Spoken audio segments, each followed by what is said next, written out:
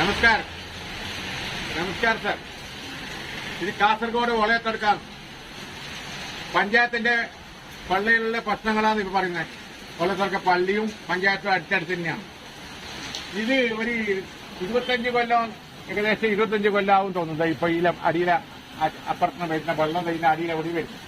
ഇവിടെ പെയ്ത മായെല്ലാം പറഞ്ഞിട്ട് വെള്ളം നീക്കുക. ഇവിടെ ഫുള്ള് വെള്ളതാ. ഇതൊരു മനുഷ്യന്റെ വീടേക്ക് ഒന്നിടാൻ കഴിയാതെ ഇപ്പൊ ഒരു അരമണിക്കൂർ എരി പെയ്താൽ ഈ വീടിന്റെ ഉള്ളിന്റെ വെള്ളം, വീടിന്റെ ഉള്ളിലേക്ക് കയറുന്ന വെള്ളം ഇതാ വെള്ളം. ഇത് കുറേ വർഷമായി ഇങ്ങനെ. അപ്പൊ എപ്പോഴും പഞ്ചായത്താരോട് പറഞ്ഞിട്ട് ഒരു ഗുണം ചെയ്യുന്നത് ഈ PW റോഡാണ്. ഈ പഞ്ചായത്താരോ ഒരു ഉപകാരം ചെയ്യുന്നതാണ്. JCB അമ്പലത്തിന്റെ അപ്പുറത്തെ മൈതാനിയിലെ കൂടിയിട്ട് വെള്ളം താഴോട്ടൊക്കെ ഇറക്കലുണ്ട്.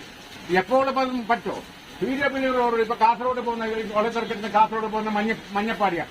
അതിലെ ഒരാളെ പിന്നെ കുഴി അത്ര ഒരു 1.5 മീറ്റർ താഴോട്ട് വെള്ളം ഇറക്കിയെങ്കിൽ ശരിക്കും നല്ല പിന്നെ ഇതെല്ലാം ആക്കിയിട്ട് ചൂടാക്കിയിരുന്നു ശരിക്കും വെള്ളം വിട്ടെങ്കിൽ അതിനുള്ള സംവിധാനം ചെയ്തെങ്കിൽ ഈ പണി നടത്തും.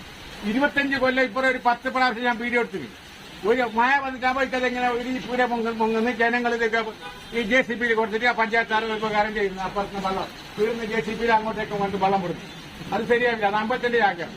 അപ്പൊ മഞ്ഞപ്പാടി ആ താഴോട്ടേക്കുള്ള ഒരു 1.5 മീറ്റർ താത്തിയിട്ട് എടുത്തിട്ട് വെള്ളം താഴോട്ട് വിട്ടെങ്കിൽ ഇതെങ്ങ് പോയിക്കോളൂ.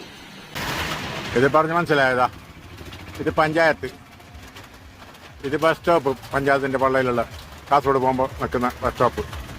ഇത് പള്ളി. ഈ വെള്ളത്തിന്റെ അവസ്ഥ കണ്ട. അപ്പൊ അതിനൊരു സംവിധാനം ചെയ്തു. ഒരുപാട് കൊല്ലായി ഇങ്ങനെ. ഓക്കെ, കാസർഗോഡ് ഇരട്ടി പോകുമ്പോൾ ഇത് വളർത്തെടുക്കാന്ന്